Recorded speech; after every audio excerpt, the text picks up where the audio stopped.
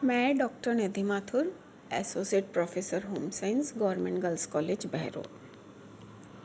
आज का हमारा विषय है भाषा दोष या स्पीच डिफेक्ट्स। बालकों का भाषा विकास धीमी गति से व क्रमिक रूप से होता है। एक के बाद चीज़ें आती है, कुछ उसके स्टेप्स होते हैं। जैसे प्रारंभ में बालक बोलना सीखता है तो उसके स्वर यंत्र पूरी तरह से परिपक्व नहीं होने के कारण कई बार क्या होता है, भाषा में दोष हो जाता है। कई प्रकार के दोष हो जाते हैं, जैसे स्पष्ट रूप से बोलना हुआ, या उसका शब्दों का उच्चारण सही नहीं होना, या तुतलाना या हकलाना। इस तरह से कई प्रकार के भाषा दोष हो जाते हैं। किंतु ऐसा नहीं है कि ये जो भाषा दोष हैं वो परमानेंट ही होते हैं। एज के साथ ये कई विकार जो होते हैं वो अपने आप ठीक भी हो जाते हैं। और इन जो ये दोष होते हैं, इनका अगर सुधार हम स्टार्टिंग में ही कर लें, प्रारंभिक अवस्था में ही अगर इसका कर दिया जाए तो इनका निराकरण हो जाता है। और अगर यदि सुधार नहीं किया जाए शुरू में ही, तो ये जो दोष होते हैं कई बार परमानेंट रूप ले लेते हैं। और उससे क्या होता है, बालकों में हीन भावना का विकास हो जाता है। और कई बार व्यक्तित्व के विकास को भी वो कई प्रकार से कुंठित कर देते हैं। और जो भाषा दोष से पीड़ित जो बालक होते हैं, उनको सोशल एडजस्टमेंट में भी बहुत कठिनाई होती है। उनका सामाजिक समायोजन ढंग से नहीं हो पाता, क्योंकि समूह के बीच में ना कई बार वो डायरेक्ट या इनडायरेक्ट रूप से एक मजाक या उपहास का पात्र बन जाते हैं। इसलिए जो पेरेंट्स हैं या माता पिता या कोई भी गार्जियन हैं या जो भी उसका देखभाल कर रहे हैं, उसके अभिभावक हुए या संरक्षक हुए, उनकी ये ड्यूटी होती है कि वे भाषा दोष अगर जन्मजात नहीं है, कोई शारीरिक कोई ऐसा दोष नहीं है कुछ, या कोई जन्मजात नहीं है, तो उसका निराकरण तुरंत कर दें वो। अन्यथा क्या होगा, वो एक परमानेंट उसका फीचर हो जाएगा और वो उसको आगे के दूसरे डेवलपमेंट से उसको भी वो हिंडर करेगा, उसको उसके डेवलपमेंट में भी वो एक रोक की तरह रहेगा। अभी जो भाषा दोष है, वो कई प्रकार के भाषा दोष पाए जाते हैं बालकों में, है ना। जैसे भ्रष्ट उच्चारण हुआ, या अस्पष्ट उच्चारण, या तुतलाना या हकलाना हुआ, है ना। ये सारे भाषा दोष होते हैं। तो सबसे पहले हम बात करेंगे भ्रष्ट उच्चारण या लिस्पिंग की। जो ये भ्रष्ट उच्चारण है, ये बच्चों में पाया जाने वाला एक सामान्य दोष है। और यह दोष बालकों में कई रूप में हमको देखने को मिलता है। इसका एक रूप यह है कि जैसे बालक अक्षरों की ध्वनि को ही बदल देते हैं। जैसे कुछ बच्चे होते हैं ना, वो र को ल बोलेंगे, कुछ बच्चे स को श बोलते हैं, श को स बोलेंगे, कुछ बच्चे स को फ भी बोलते हैं। जैसे जैसे रोटी हुई तो उसको लोटी, समय को शमय, शीला हुआ तो सीला बोलेंगे। कुछ बच्चे ड को र बोलते हैं, जैसे गुड़ हुआ तो उसको बोलेंगे गुल। इस तरह से जो है ये भ्रष्ट उच्चारण होता है उनका, बोलने में उसमें उच्चारण सही नहीं होता। अब इसके कई कारण हो जाते हैं, जैसे जबड़े या दांतों या होठों की अगर रचना ठीक नहीं हो, तो जब बोलते हैं तो स श निकल जाता है, या दांतों के बीच में से हवा निकल जाती है, तो वो शब्द सही से नहीं उच्चारित कर पाते। या फिर जब बच्चा छोटा होता है, शैशवावस्था में जब बोलता है, वो भाषा बोलता है, तो माता पिता बहुत खुश होते हैं, है ना। और बच्चे को उन्हीं शब्द को दोहराने के लिए बार बार प्रोत्साहित करते हैं। वो जो बोल रहे हैं वो उसमें आनंद आने लगता है। वो जो शब्द अगर सही नहीं बोलते तो भी, जैसे वो रोटी को लोती बोल रहा है तो वो लोती को ही एंजॉय करेंगे, तो वो बच्चा लोती ही बोलने लग जाएगा उसको। या ऐसा भी हो जाता है कारण इसका कि कई बार माता पिता का खुद का अगर भ्रष्ट उच्चारण नहीं है, भ्रष्ट उच्चारण करते हैं वो माता पिता। हमने कहा था कि भाषा विकास में अनुकरण एक बहुत इम्पॉर्टेंट चीज़ है, कि वो कॉपी करते हैं। बच्चे जो सुनते हैं वही भाषा बोलते हैं। तो अगर माता पिता का उच्चारण सही नहीं होगा, भ्रष्ट होगा, तो भी वो बच्चे खुद भी भ्रष्ट ही बोलेंगे। इसलिए माता पिता का उच्चारण सही होना भी आवश्यक है। और कभी कभी बच्चों में ये जो भाषा दोष है, लिस्पिंग उस समय हो जाती है कि जब बच्चे के सामने के जैसे दांत टूट जाते हैं और बीच में खाली स्पेस रह जाती है, तो रिक्त स्थान से हवा निकलती है और बच्चे सही नहीं बोल पाते, और फिर वो जैसे समय आता है उसके बाद वो सीख लेते हैं, सही बोलने लगते हैं। दूसरा भाषा दोष है अस्पष्ट उच्चारण। अस्पष्ट उच्चारण, या इसको इंग्लिश में बोलेंगे स्लरिंग। अस्पष्ट उच्चारण में बालक शब्दों का उच्चारण इस प्रकार से करता है कि उसका अर्थ ही समझ नहीं आता। लगभग 4 वर्ष की आयु तक बच्चों में यह भाषा दोष अपने आप ही दूर होने लगता है, और यदि दूर नहीं होता या दूर नहीं किया जाता तब फिर वो ये परमानेंट हो जाता है। जैसे अस्पष्ट उच्चारण में बालक कभी कभी किसी शब्द के किसी अक्षर को छोड़कर उच्चारण करता है। जैसे एग्जाम्पल आपको बताऊं मैं, बच्चे ट्रेन है तो उसको टेन कहेंगे, है ना। ऐसे आलू बुखारा हुआ तो उसको आलू बुखार, मतलब एक अक्षर को वो स्किप कर देंगे, छोड़ देंगे बीच में से।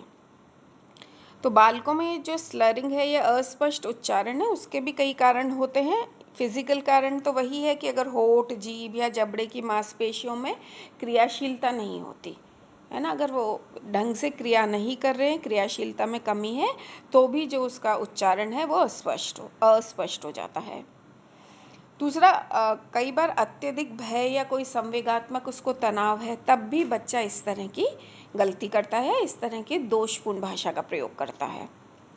कई बार अत्यधिक उत्तेजना के कारण बहुत जल्दी जल्दी बोलता है, बहुत ज़्यादा कभी एक्साइट हो गया, कुछ बात बतानी है, या बहुत खुश है, या बहुत दुख है, उसको गम है, उस स्थिति में भी वो जल्दी जल्दी बोलने का प्रयास करता है, और कुछ अक्षर को, कुछ शब्दों को वो स्किप कर जाता है, छोड़ देता है। और कई बार क्या होता है, स्वर यंत्र भी अविकसित रहते हैं। अगर अविकसित होते हैं, या सपोज कोई बीमारी, ऐसे कोई पैरालिसिस हो गया, लकवा हो गया, उसके कारण से भी जो स्वर यंत्र कई बार गतिविहीन हो जाता है, तो उस कारण से भी जो उसकी जो शब्द भाषा का जो उच्चारण है वो अस्पष्ट हो जाता है। फिर तीसरा भाषा दोष है स्टटरिंग या तुतलाना, जो कि बहुत एक कॉमन भाषा दोष है। इस भाषा दोष में बच्चे या तो बोलते बोलते किसी शब्द का उच्चारण करने से पूर्व रुकावट का अनुभव करते हैं, या किसी शब्द के प्रथम अक्षर या अक्षर समूह को कई बार दोहराते हैं। यानी इस भाषा दोष में बालक की जो वाणी है वो असामंजस्यपूर्ण और पुनरावृत्ति वाली होती है, यानी बार बार उसको कहेगा, या कोई उसमें सामंजस्य नहीं होगा। जैसे वो कहना चाहता है कि मम्मी पानी दे दो, तो वो कहेगा मम्मी पापा पानी दे दो। अतः ये स्पष्ट है कि तुतलाने में बालक प्रथम अक्षर की पुनरावृत्ति कई बार करता है, उसको कई बार रिपीट करता है। और तुतलाने का जो भाषा दोष है वो जीवन की प्रारंभिक अवस्था में ही हो जाता है, और अधिकांशतः बालकों में ये भाषा दोष 2.5 वर्ष की अवस्था में ही प्रारंभ हो जाता है, जबकि कईयों में 3 साढ़े 3 की वर्ष की अवस्था में भी प्रारंभ होता है। एक ब्लैंटन एक मनोवैज्ञानिक हुए हैं, उन्होंने बालकों के तुतलाने संबंधी भाषा दोष के कारण और हानि को जानने का प्रयास करा। उसके लिए उन्होंने 400 बालकों और व्यक्तियों को प्रयोग का माध्यम बनाया, और जब उन्होंने रिसर्च करी तो ये उन्होंने बताया कि अधिकांश जो बालक हैं उनमें तुतलाना 2.5 वर्ष की अवस्था से प्रारंभ हो जाता है, किंतु कुछ बालकों में तुतलाना 6 वर्ष की अवस्था में प्रारंभ हुआ। इन दोनों ही अवस्थाओं में बालकों को सामाजिक समायोजन स्थापित करने में कठिनाई का अनुभव हुआ। अगर कोई बच्चा तुतलाता है तो उसको सोशली एक्सेप्ट आसानी से नहीं करा जाता। जो गैंग एज होती है, या जिस समय समूह में बच्चा काम करता है रहता है, तो उस समय एक वो मजाक का या उपहास का पात्र बन जाता है अगर कोई बच्चा तुतलाता है। और तुतलाने का कोई निश्चित कारण नहीं होता है ना, कुछ बच्चे केवल जैसे माता पिता के सामने ही तुतलाते हैं, जबकि कुछ अजनबी व्यक्तियों को देखकर या अजनबी समूह में समायोजन जब नहीं स्थापित कर पाते तो उस स्थिति में कई बार अज्ञात भय और घबराहट के कारण तुतलाते हैं बच्चे, है ना। तो कारण एकदम क्लियर नहीं है कि क्या है, पर हर बच्चे में अलग विशेष कारण होता है तुतलाने का। फिर अगला भाषा दोष है हकलाना या स्टैमरिंग। जैसे आमतौर पर हम हकलाना और तुतलाना जो देखते हैं तो कोई बहुत विशेष अंतर नहीं मानते, लेकिन हकलाना और तुतलाना दो अलग चीज़ हैं। तुतलाने में किसी एक शब्द को बार बार रिपीट करा जाता है, जबकि हकलाने में एक शब्द उच्चारित करने पर व्यक्ति जो आगे की बात जो होता है वो थोड़ी देर में कह पाता है।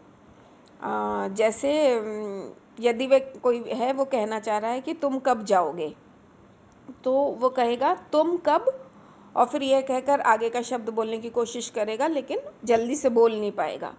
जैसे तुम कब करने लग जाएगा, जा, ऐसे ऐसे कुछ भी कहीं पे भी रुक सकता है, वो अटक सकता है या उसी शब्द को बार बार दोहरा सकता है। और फिर कुछ समय बाद जब वो तनाव मुक्त होता है फिर वो शेष शब्दों का उच्चारण करता है।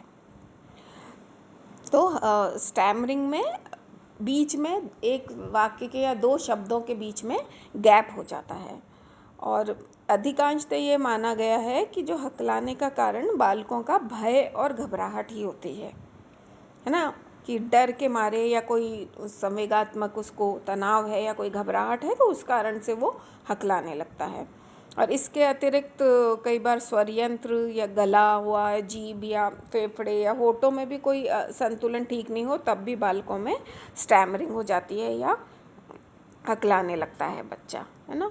और हकलाने के कारण क्या होता है, मस्तिष्क में जो श्रवण और जो हमारे वाक केंद्र होते हैं ना, मतलब सुनने वाले और बोलने वाले जो सेंटर्स हैं, उनको वो अगर विकृत हो जाते हैं तो उस कारण से भी कई बार स्टैमरिंग हो जाती है या हकलाने लगता है व्यक्ति।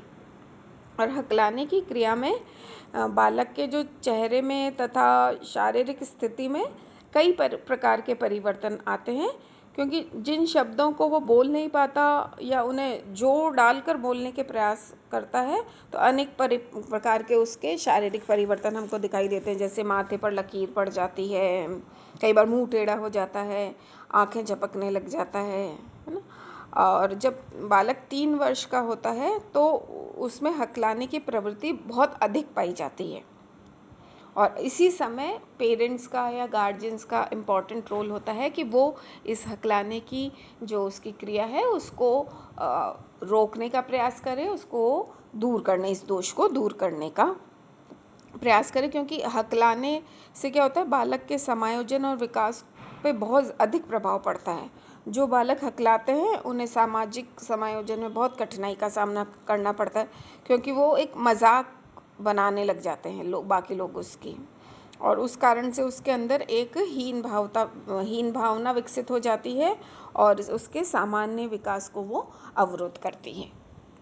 यानी इसको समय पर ही हमको निवारण करना इसका बहुत आवश्यक है। और फिर एक अंतिम भाषा दोष है तीव्र अस्पष्ट वाणी या क्लटरिंग। क्लटरिंग में क्या होता है, इस विकार जैसे नाम से पता लग रहा है क्लटरिंग से कि बालक तीव्र गति से बोलता है और साथ ही साथ अस्पष्ट शब्द बोलता है, बहुत जल्दी बोलने का प्रयास करता है। तो जल्दी बोलने के चक्कर में वो जो उसके शब्द होते हैं वो भी बिल्कुल अस्पष्ट हो जाते हैं, और तीव्रता और अस्पष्टता के कारण बोलने में बालक की जो भाषा है वो कई बार समझ में नहीं आती कि क्या बोल रहा है वो, है ना। तो ये इसका भी कारण हो सकता है, कोई फिज़िकल डिसऑर्डर भी हो सकता है, या कोई भय, तनाव, घबराहट, कोई संवेगात्मक इम्बैलेंस हो रहा है, उसके कारण से भी जो बालक है वो क्लटरिंग करने लगता है या बहुत जल्दी बोलकर अस्पष्ट रूप से अपनी बात को कहने का प्रयास करता है। तो ये सारे भाषा दोष अक्सर बालकों के अंदर पाए जाते हैं, जैसे लिस्पिंग हुआ, भ्रष्ट उच्चारण, स्लरिंग अस्पष्ट उच्चारण, स्टटरिंग तुतलाना, स्टैमरिंग हकलाना, और क्लटरिंग तीव्र अस्पष्ट वाणी, और ये जो सारे दोष हैं इनको समय रहते ही या शुरुआत में ही इन दोषों का निवारण करना बहुत ज़रूरी है। अन्यथा क्या होगा, जो उसके दूसरे विकास हैं उन पर भी इसका प्रभाव पड़ेगा, और स्पेशली सामाजिक विकास पर पड़ेगा। सामाजिक समायोजन सही नहीं होगा तो जो दूसरे विकास है, उसका बौद्धिक विकास हुआ या और जो दूसरे जो भी विकास हैं वो भी प्रभावित होंगे।